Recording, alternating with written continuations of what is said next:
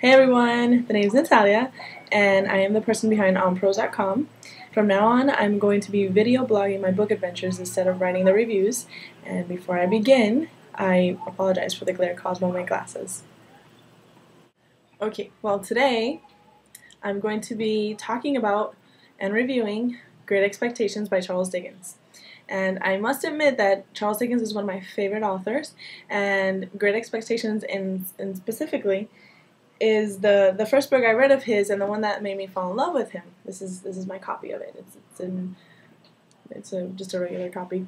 And so this is the first book I read of Charles Dickens and the one that made me fall in love with the author Charles Dickens. And I love this book. This is my second time reading it, and so I decided to make a review of it.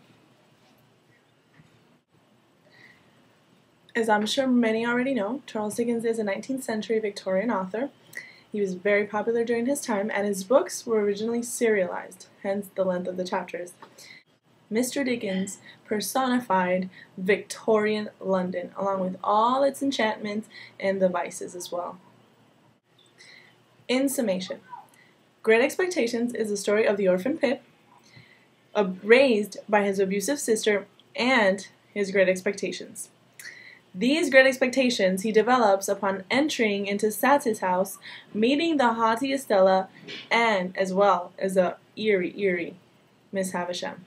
Mr. Pip, later on, becomes a gentleman, thanks to the help of an anonymous benefactor. Immersed in debt, the gentleman Pip discovers the provenance of his fortune and the identity of his benefactor. This discovery, the discovery of his benefactor, of his identity, leads to a series of events that mature Pip and help him grow, but also very tragically, I guess you could say, shatters his great expectations. Great Expectations is a story of parallels, of good and innocence and purity in juxtaposition, in stark juxtaposition with evil and all that entails.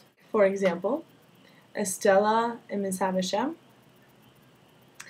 the two convicts in constant opposition, even though they're both guilty, even though they're both convicts, one particular stands out as the obvious hero of the story, and the other is the evil one, the bad guy, you could say.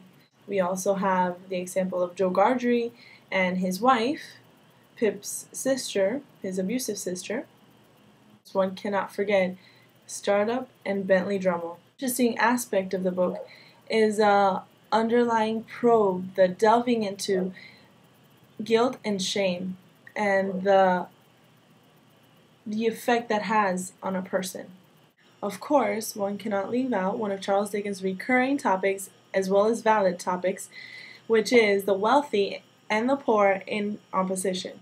And not just the wealthy and the poor in opposition, but the value and the romantic and idealized view of the working man and the honor and the nobility that lies in working for your money, in making money, regardless of not being rich, of not being a gentleman, but just working, being a working man for the working class.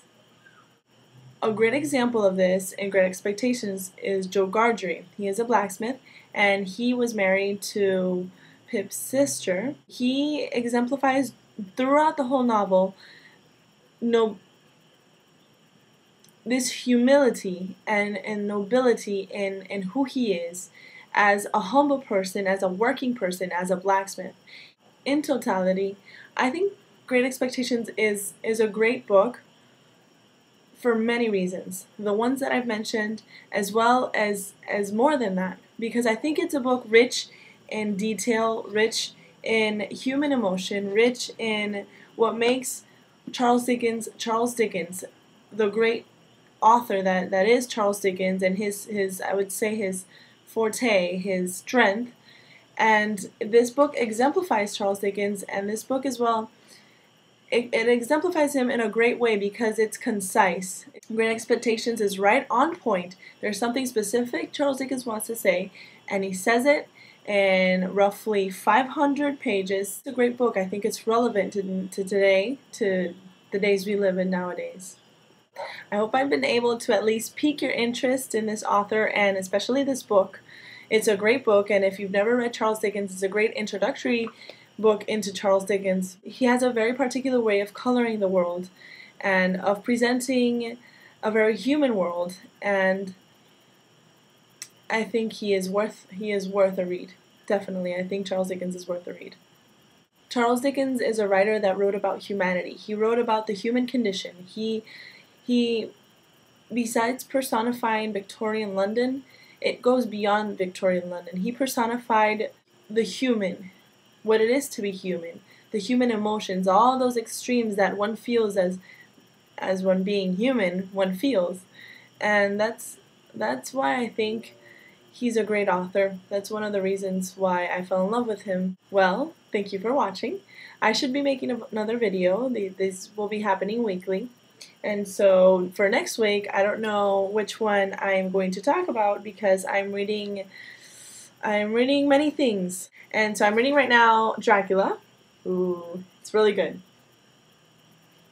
As well as T.S. Eliot's poem, The Wasteland. I got the Norton Critical Edition, which is excellent. I hope you've liked this video blog entry, and I'll see you next week.